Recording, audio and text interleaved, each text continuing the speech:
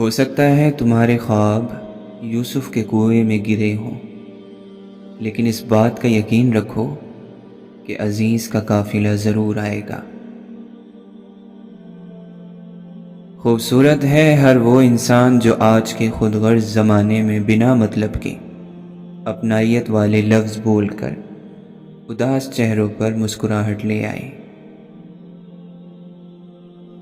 زندگی کا اصل مقصد کائنات کا اصل شعور حاصل کر کے بے سہارا انسانوں کی زندگی میں حوصلہ پیدا کرنا اور مرجھائے ہوئے چہروں پر مسکراہٹ لانا ہے۔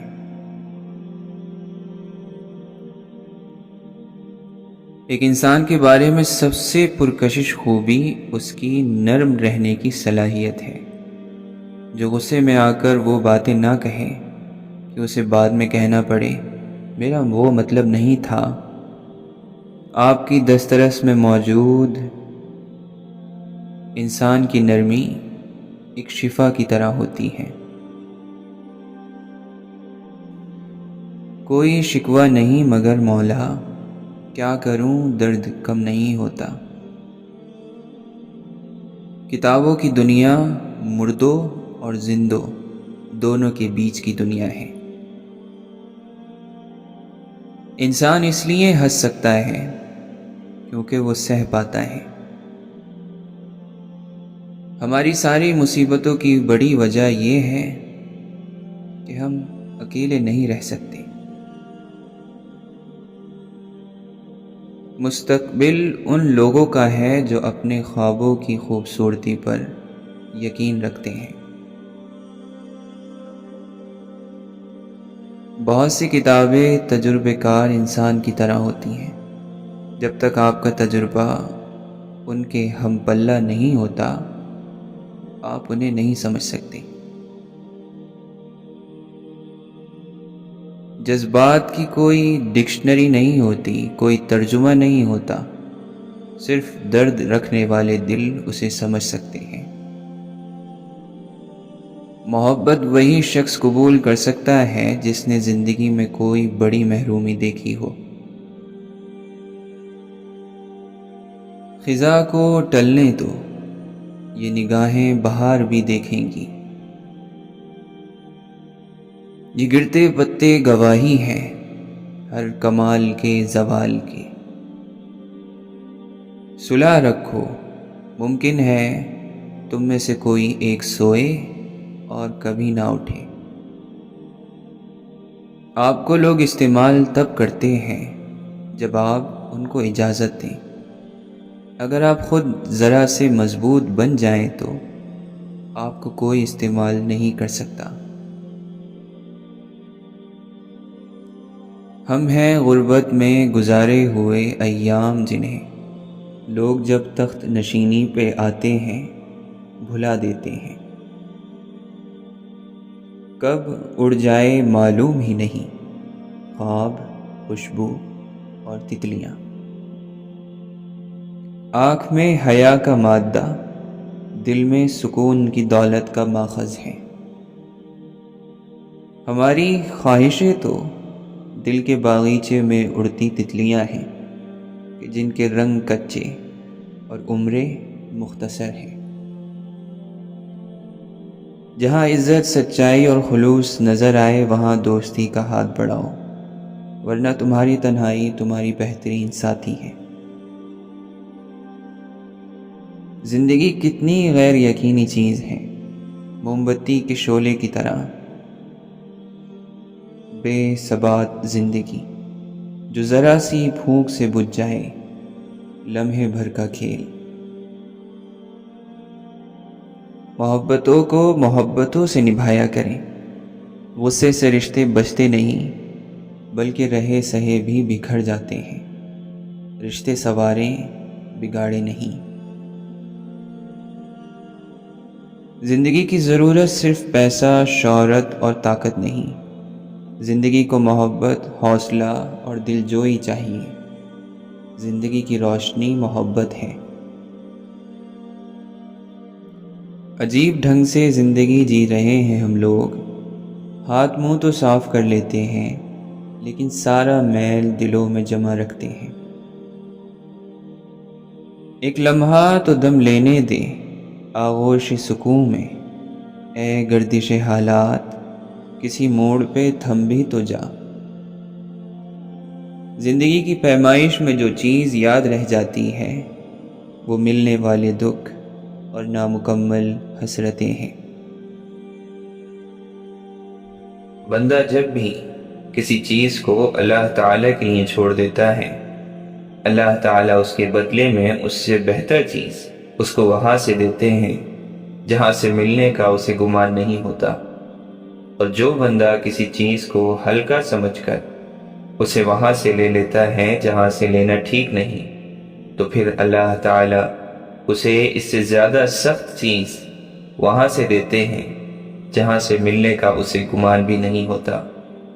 فضول کے کاموں میں ہرگز نہ لگو، اور دشمن سے کنارہ کش رہو، اور دوست کے ساتھ چوکنے ہو کر چلو، کہیں دوستی میں تم سے غلط کام نہ کروا لے۔ زندہ آدمی کی انہی باتوں پر رشک کرو جن پر مر جانے والے پر رشک کرتے ہو، یعنی نیک اعمال اور اچھی صفات پر، اور اپنی حاجت اس آدمی سے طلب نہ کرو جسے تمہاری حاجت پوری کرنے کی پرواہ نہیں ہے۔ ایک شخص اپنی بیوی سے بے پناہ محبت کرتا تھا۔ بدقسمتی سے بیوی کو جلد کی بیماری لگ گئی، جس سے دن بدن اس کی خوبصورتی بدصورتی میں ڈھلتی چلی گئی۔ اس پر مصیبت یہ ہوئی کہ ایک حادثے میں وہ شخص بھی بینائی سے محروم ہو گیا۔ وہ دونوں اسی حال میں اپنا گزارا کرنے لگے، مگر بیوی کی جلد کی بیماری بڑھتی گئی۔ وہ اتنی بدصورت ہو گئی کہ کوئی اسے دیکھتا تو کراہت محسوس کرتا، مگر اس کا اندھا شوہر اسے لقمے توڑ توڑ کر کھلاتا تھا۔ وہ سوچتی کہ اگر میرا شوہر اندھا نہ ہوتا تو شاید اس کے ساتھ نہ رہ پاتا، اور میں اپنے آپ کو اس حال میں اپنے شوہر کو دکھانے سے پہلے ہی مر جاتی۔ اور پھر اسی دوران بیوی کا انتقال ہو گیا۔ اس صدمے میں شوہر نے اپنا سب کچھ فروخت کیا اور دوسرے شہر جانے لگا۔ تو راستے میں کسی نے آواز دی، اب تک تو تمہاری بیوی تمہاری آنکھیں بنی ہوئی تھی، وہی تمہیں پکڑ پکڑ کر راہ چلاتی تھی، وہی تمہاری مدد کرتی تھی، اب کہیں اکیلے کیسے جاؤ گے؟ اس شخص نے کہا، بھائی میں اندھا نہیں ہوں، اندھا بنا ہوا تھا۔ یہ احساس میری بیوی کے لیے بہت تکلیف دہ ہوتا کہ میں اس کی بدصورتی کو دیکھ رہا ہوں۔ یہ کہہ کر وہ شخص شہر چھوڑ گیا۔ کہنے والے کہتے ہیں جب اس شخص کا انتقال ہوا تو اللہ کی مخلوق اسے اللہ کا ولی کہہ کر پکارتی تھی۔ جو شخص کسی مومن سے کسی دنیاوی تکلیف کو دور کرے گا، اللہ تعالیٰ اس سے قیامت کے دن کی تکالیف کو دور فرمائیں گے، اور جو کسی تنگ دست کے ساتھ آسانی کا معاملہ کرے گا، اللہ تعالیٰ اس کے ساتھ دنیا اور آخرت میں آسانی کا معاملہ فرمائیں گے۔ جو کسی مسلمان کی پردہ پوشی کرے گا، اللہ تعالیٰ دنیا اور آخرت میں اس کی پردہ پوشی فرمائیں گے۔ جب تک بندہ اپنے بھائی کی مدد میں رہتا ہے، اللہ تعالیٰ اس کی مدد فرماتے رہتے ہیں۔ جو شخص کسی ایسے راستے پر چلے جس میں علم کو تلاش کر رہا ہو، تو اللہ تعالیٰ اس کے لیے جنت کے راستے کو آسان فرماتے ہیں۔ جب بھی کوئی جماعت کسی مسجد میں جمع ہو کر اللہ تعالیٰ کی کتاب کی تلاوت فرماتی ہے یا اس کا باہمی مذاکرہ کرتی ہے، تو ان پر اللہ تعالیٰ کی طرف سے خاص رحمت نازل ہوتی ہے اور انہیں گھیر لیتی ہیں، اور فرشتے ان کے گرد حلقے بنا لیتے ہیں، اور اللہ تعالیٰ اپنے پاس موجود فرشتوں سے ان کا ذکر فرماتے ہیں۔ تمام عالم کی روح اللہ کا ذکر ہے۔ جب تک اللہ تعالیٰ کی یاد قائم رہے گی، عالم قائم رہے گا۔ جب دنیا اللہ کی یاد چھوڑ دے گی تو سمجھو عالم کے کوچ کرنے کا وقت آ گیا۔ حدیث میں ہے، نبی کریم صلی اللہ علیہ وسلم نے ارشاد فرمایا، قیامت اس وقت تک قائم نہ ہوگی جب تک ایک انسان بھی اللہ اللہ کرنے والا رہ جائے گا۔ جب ایک بھی اللہ اللہ کرنے والا نہ رہے گا تو قیامت قائم ہو جائے گی، کیونکہ جب روح نہ رہی تو ڈھانچہ کسی کام کا نہیں، اسے گرا دیا جائے گا۔ معلوم ہوا کہ سارے عالم کی روح اللہ کا ذکر ہے، اصل مقصد ذکر الہی ہے، اور یہ نماز، روزہ، حج، زکوٰۃ وغیرہ تمام احکام اسی کے ذریعے ہیں۔ تکلیف آتی ہے ہمارے اعمال کی وجہ سے، ہماری وسعت برداشت کے مطابق، اللہ کے حکم سے۔ ہر تکلیف ایک پہچان ہے، اور یہ ایک بڑی تکلیف سے بچانے کے لیے آتی ہے۔ شدید تکلیف میں دکھ کے اظہار کی اپنی ترتیب نرالی ہے۔ سب سے پہلے اپنی ماں یاد آتی ہے، پھر قریبی دوست، احباب، اور جب کسی سے کچھ نہیں بن پڑتا تو بے تحاشا، بے ساختہ اور بے پناہ اپنا رب یاد آتا ہے۔ ہر کامیاب شخص کے پاس ایک تکلیف دہ کہانی ہوتی ہے، اور ہر تکلیف دہ کہانی کا انجام کامیابی ہوتی ہے۔ اس لیے تکلیف کو برداشت کرنے کی عادت ڈالو اور کامیابی کے لیے تیار ہو جاؤ۔ درد سب کے ایک جیسے ہیں، مگر حوصلے الگ الگ ہیں۔ کوئی بکھر کر مسکراتا ہے تو کوئی مسکرا کر بکھر جاتا ہے۔ ہم میں سے زندہ وہی رہے گا جو دلوں میں زندہ رہے گا، اور دلوں میں زندہ وہی رہتے ہیں جو خیر بانٹتے ہیں، محبتیں بانٹتے ہیں، آسانیاں بانٹتے ہیں۔ میں کسی کو کچھ سکھا نہیں سکتا، صرف انہیں سوچنے پر آمادہ کر سکتا ہوں۔ تلاش کرو ایک ایسا شخص کہ جو آنکھوں میں اس وقت درد دیکھ لے جب دنیا ہم سے کہتی ہے، کیا یار تم ہمیشہ ہنستے رہتے ہو۔ سب انسان ایک جیسے نہیں ہوتے، بہت فرق ہوا کرتا ہے۔ کوئی زندگی کو گزارتا ہے اور کسی کو زندگی گزار دیتی ہے۔ عادتیں انسان کی تربیت کا پتہ دیتی ہیں، ماتھے پہ کسی کے کچھ لکھا نہیں ہوتا۔ رشتوں کی بقا کے لیے رابطے ضروری ہیں، کیونکہ بھول جانے سے تو اپنے ہاتھوں سے لگائے درخت بھی سوکھ جاتے ہیں۔ انسان ہمیشہ تکلیف میں ہی سیکھتا ہے، خوشی میں تو پچھلے سبق بھی بھول جاتا ہے۔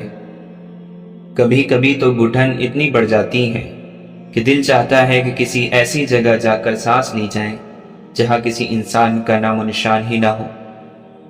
کسی کا دل توڑ کر معافی مانگنا بہت آسان ہے، لیکن اپنا دل ٹوٹنے پر کسی کو معاف کر دینا بہت مشکل ہے۔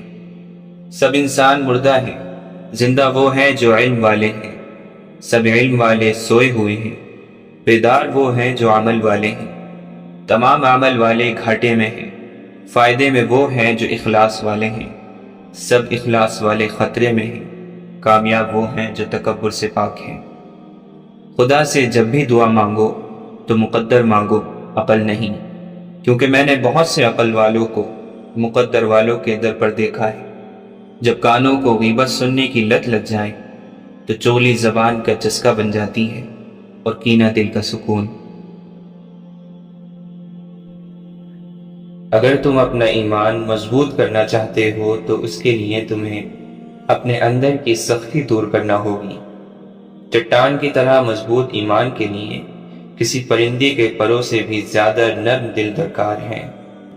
زندگی میں بیماریوں، حادثات، نقصان، تمناؤں کا ٹوٹنا اور اس قسم کے کئی دیگر معاملات ہمارے ساتھ اسی لیے پیش آتے ہیں تاکہ ہمیں رقت قلب عطا کریں، ہمیں خود ورزیوں سے نکالیں، نکتہ چینی کے رویے تبدیل کریں اور ہمیں کشادہ دلی سکھائیں۔ کچھ لوگ تو سبق سیکھ کر نرم ہو جاتے ہیں، اور کچھ لوگ پہلے سے بھی زیادہ سخت مزاج اور تلخ ہو جاتے ہیں۔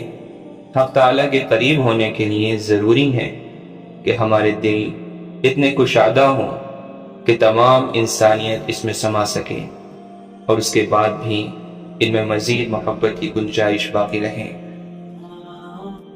ایک مرتبہ ایک بزرگ نے ایک محفل میں اپنی بند ہتھیلی کو سب کی طرف کر کے دریافت فرمایا، میرے ہاتھ میں کیا ہے؟ کچھ نے جواب دیا، شاید آپ کے ہاتھ میں ہیرے جواہرات ہیں۔ پھر ایک صاحب سے پوچھا، انہوں نے بھی کچھ سوچ کے بعد یہی جواب دیا، شاید آپ کے ہاتھ میں سونا ہے۔ پھر پوچھنے پر ایک نے جواب دیا کہ آپ کے ہاتھ میں اگر ہیرے جواہرات نہیں اور سونا بھی نہیں ہے تو یقیناً چاندی یا کوئی قیمتی چیز ہوگی۔ تب ان بزرگ نے اپنے ہاتھ کو کھولا تو ان کے ہاتھ پر چند کنکریاں تھیں۔ سب حیران رہ گئے۔ ارشاد کیا، عورت کی مثال اس بند مٹھی کی طرح کی ہے، اگر وہ بند ہے یعنی باپردہ ہے تو ہیرے جواہرات، سونا چاندی اور اس کی طرح بیش بہا قیمت ہے، لیکن اگر وہ مٹھی کی طرح کھل جائے، بے پردہ ہو جائے، تو پھر وہ بے وقعت پتھر یعنی کنکریوں کی مانند ہے، جس کی نہ کوئی عزت ہے اور نہ کوئی قیمت۔ امام شافعی رحمۃ اللہ علیہ سے کسی نے پوچھا کہ آپ نے اللہ کو کیسے پہچانا؟ فرمایا، میں نے شہتوت کے پتے سے پہچانا۔ اس طرح کہ شہتوت کا پتا ہرن کھاتا ہے تو مشک نکلنا شروع ہو جاتا ہے، اب ریشم کا کیڑا کھاتا ہے تو ریشم نکلنا شروع ہو جاتا ہے، تو ایک پتا ہے، کہیں مشک نکلا کہیں ریشم نکلا۔ یہ پتے کی طبیعت کے اوپر کوئی بنانے والا ہے کہ کبھی یہ بنا دیا کبھی وہ بنا دیا۔ میں نے اس حقیر سے پتے سے خدا کے وجود کو سمجھا۔ اگر آدمی سمجھنا چاہے تو ایک پتے سے خدا کے وجود کو نکال سکتا ہے، اور نہ سمجھنا چاہے تو انبیاء علیہم السلام ہزاروں دلیلیں پیش کر دیں، رات دن معجزے دکھلائیں، نہیں سمجھتا۔ ابو جہل کو نہیں سمجھنا تھا، مرتے دم تک نہیں سمجھا۔ ابو لہب کو نہیں ماننا تھا، آخر تک نہ مانا، اور مان لیا تو صدیق اکبر نے، عمر فاروق نے۔ جس نے مانا تو کوئی صدیق بنا، کوئی فاروق بنا، رضی اللہ عنہم اجمعین۔ جس نے نہیں مانا تو کوئی ابو جہل رہ گیا، کوئی ابو لہب رہ گیا۔ معلوم ہوا جب آدمی نہیں ماننے پر آ جاتا ہے تو پیغمبر بھی نہیں منوا سکتے، اور ماننے پر آتا ہے تو شہتوت کے پتے سے خدا کی پہچان ہو جاتی ہے۔ یہ سچ ہے کہ یہ خوش نصیبی ہر کسی کو حاصل نہیں ہوتی۔ ہر مسلمان دوسرے مسلمان کا بھائی ہے، اس پر واجب ہے کہ وہ اس پر کوئی ظلم اور زیادتی نہ کرے، اور اسے جب مدد کی ضرورت ہو تو بے یار و مددگار نہ چھوڑے، نہ اسے حقیر جانے، نہ اس کے ساتھ حقارت کا برتاؤ کرے۔ پھر آپ نے 3 مرتبہ اپنے سینے کی طرف اشارہ کرتے ہوئے ارشاد فرمایا کہ تقویٰ یہاں ہوتا ہے، یعنی ہو سکتا ہے کہ تم کسی شخص کو اس کے ظاہری حال سے معمولی آدمی سمجھو، لیکن وہ اپنے دل کے تقوی کی وجہ سے وہ اللہ کے نزدیک محترم ہو، اس لیے کبھی مسلمان کو حقیر نہ سمجھو۔ آدمی کے برا ہونے کے لیے اتنا ہی کافی ہے کہ وہ اپنے مسلمان بھائی کو حقیر سمجھے اور اس کے ساتھ حقارت سے پیش آئے۔ مسلمان کی ہر چیز دوسرے مسلمان کے لیے قابل احترام ہے، اس کا خون بھی، اس کا مال بھی، اور اس کی آبرو بھی۔ اما عائشہ فرماتی ہیں، ایک دن حضور صلی اللہ علیہ وسلم گھر آئے، میں نے دیکھا آج حضور بہت خوش ہیں۔ حضور صلی اللہ علیہ وسلم جلدی میں کوئی چیز اٹھا کے جانے لگے۔ میں نے راستہ روک لیا کہ میں نے نہیں جانے دینا۔ حضور نے کہا، عائشہ میرا کوئی انتظار کر رہا ہے۔ اما عائشہ نے کہا، حضور لوگ تو آتے ہی رہتے ہیں، میری بھی بات سن لیں۔ حضور نے فرمایا، اچھا بتاؤ کیا بات ہے؟ تو اما عائشہ نے بتایا کہ مجھے میرے والد نے کہا تھا جس دن حضور صلی اللہ علیہ وسلم کو خوش دیکھو تو میری اور اپنی بخشش کی دعا کروانا۔ حضور نے ہاتھ اٹھائے، اے اللہ، عائشہ اور ابو بکر کو عزت والی زندگی عطا فرما، اے اللہ ان کا حساب قیامت میں آسان فرمانا۔ اور پھر کہا، اے اللہ انہیں بغیر حساب ہی جنت عطا فرما۔ حضور دعا مانگ چکے تو پوچھا، عائشہ خوش ہو گئی ہو؟ اما عائشہ نے فرمایا، جی حضور خوش ہو گئی ہوں۔ حضور صلی اللہ علیہ وسلم اٹھ کے جانے لگے تو واپس لوٹ آئے اور کہا، عائشہ میری دعا سن کر رو رہی ہو؟ مجھے قسم ہے اللہ کی عزت کی، میں اپنے ہر امتی کے لیے یہی دعا دن میں 2 مرتبہ مانگتا ہوں۔ مولانا رومی رحمۃ اللہ علیہ فرماتے ہیں، ایک صوفی اللہ کے ذکر میں شب بیداری کر رہا تھا۔ شیطان نے کہا، اے صوفی خاموش ہو جا، تیرے ذکر کا کیا فائدہ؟ اللہ کی طرف سے تو کبھی کوئی جواب آتا نہیں۔ صوفی مایوس ہو کر سو گیا۔ خواب میں حضرت خضر علیہ السلام سے ملاقات ہوئی۔ آپ علیہ السلام نے فرمایا، اللہ کے ذکر سے کیوں غافل ہو گئے ہو؟ صوفی کہنے لگا، اللہ کی طرف سے جواب نہیں آ رہا، اس لیے ذکر چھوڑ دیا۔ حضرت خضر علیہ السلام نے فرمایا، اللہ کہتا ہے، اے بندے، تیرا اللہ کہنا ہی میرا جواب ہے۔ جب تک تیرا پہلی بار اللہ کہنا قبول نہیں ہوتا، اس وقت تک میں دوسری بار کہنے کی توفیق نہیں دیتا۔ ہم مسلمانوں میں سے ہر مسلمان ایمان پر مرنا چاہتا ہے، لیکن ایمان پر جینا کیوں نہیں چاہتا؟ حضرت علی نے فرمایا، مصیبت کے وقت گھبرا جانا مصیبت سے بڑی مصیبت ہے۔ زندگی میں جب بھی تم گرتے گرتے سنبھل جاؤ تو سمجھ لینا کہ تمہاری دعاؤں نے تمہیں تھام لیا ہے۔ روحیں اپنی جیسی روحوں کو ڈھونڈ لیتی ہیں، یہ طاقت انہیں ازل سے ودیعت کر دی گئی ہے۔ جو رب انار کے دانوں کو ترتیب دینے پر قدرت رکھتا ہے، بے شک وہ رب ہمارے حالات بدلنے پر بھی اختیار رکھتا ہے۔ جسے ہم جواب نہیں دیتے اسے رب جواب دیتا ہے، اور جسے رب جواب دیتا ہے تو لاجواب کر دیتا ہے۔ غرور کس چیز پر؟ دنیا کے سارے راستے قبرستان کی طرف جاتے ہیں۔ قبروں کے اندر ایسے لاتعداد لوگ دفن ہیں جنہوں نے کل سے نماز شروع کرنی تھی۔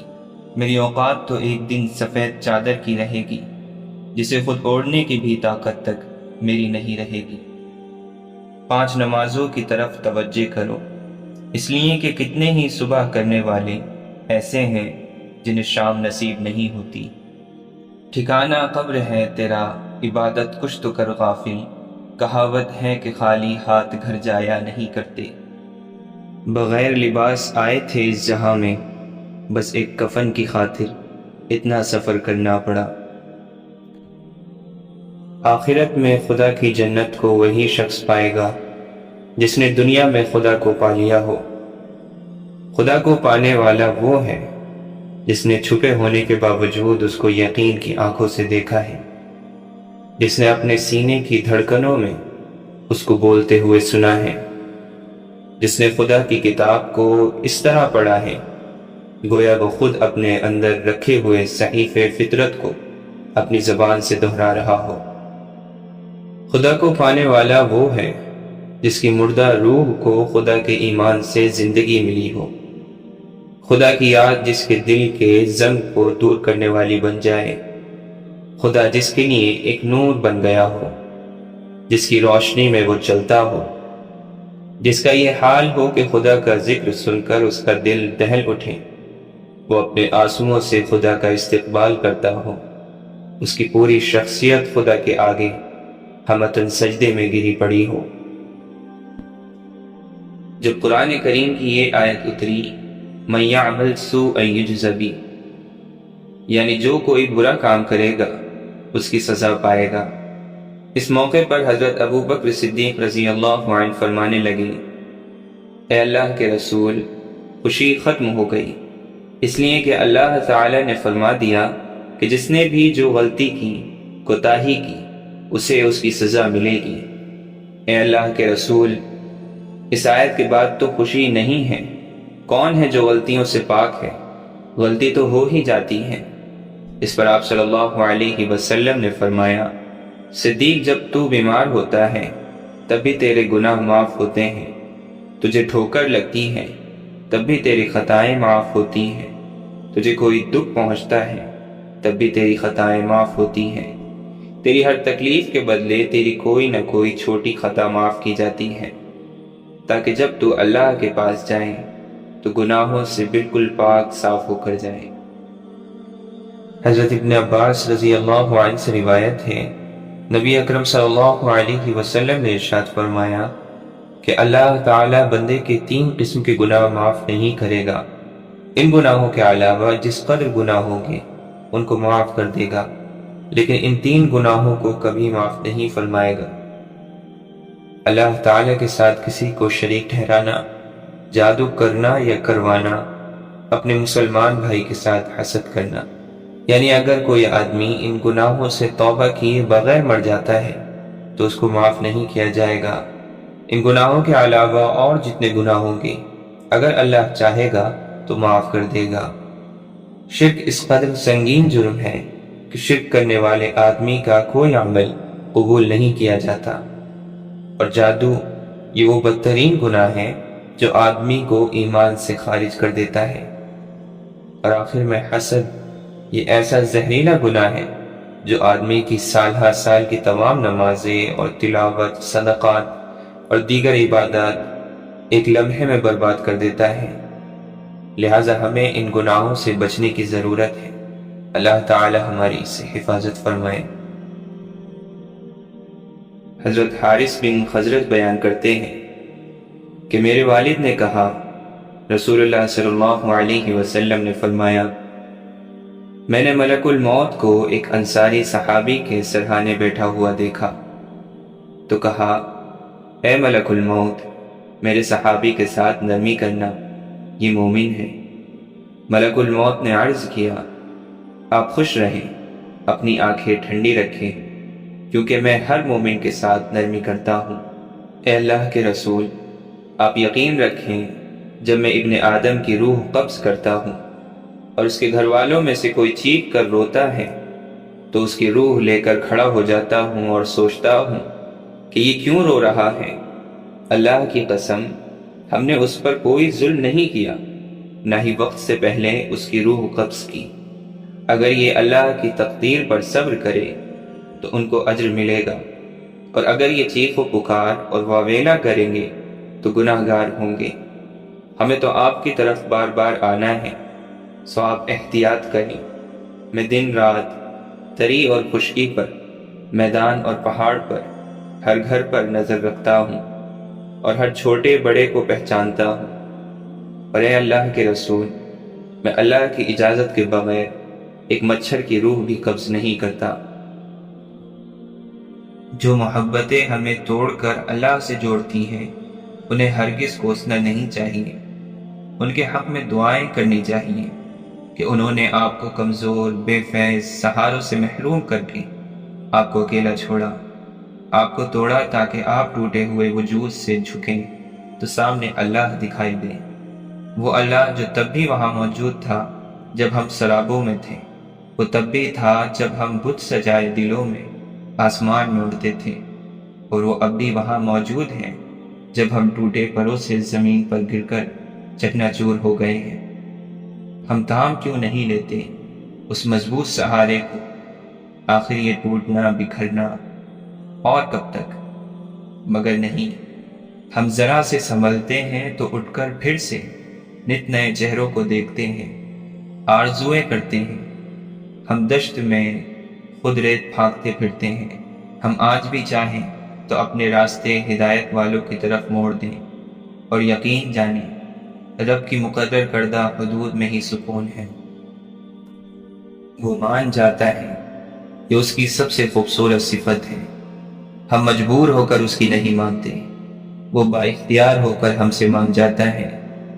جب ہم گمراہیوں اور غفلتوں کے ٹوکرے اٹھا کر اس کے در پر جاتے ہیں، وہ دھتکار نہیں دیتا، پھٹکار نہیں دیتا، پچھلی توبہ یاد نہیں دلاتا، گناہوں کا ڈھیر نہیں بتاتا، رد نہیں کرتا، اٹھا نہیں دیتا، بھگا نہیں دیتا، دل میں اترتا ہے، نیتوں کو پڑھ لیتا ہے، ندامت کو دیکھ لیتا ہے، بندگی کو بھاپ لیتا ہے، خوش ہو جاتا ہے، احسان کرتا ہے، دل میں سکون نازل فرماتا ہے، اور آخر کار معاف کر دیتا ہے۔ اے اللہ، ہم سب کو تیرا سچا اور مخلص بندہ بنا، اور تیری محبت ہم سب کو نصیب فرما۔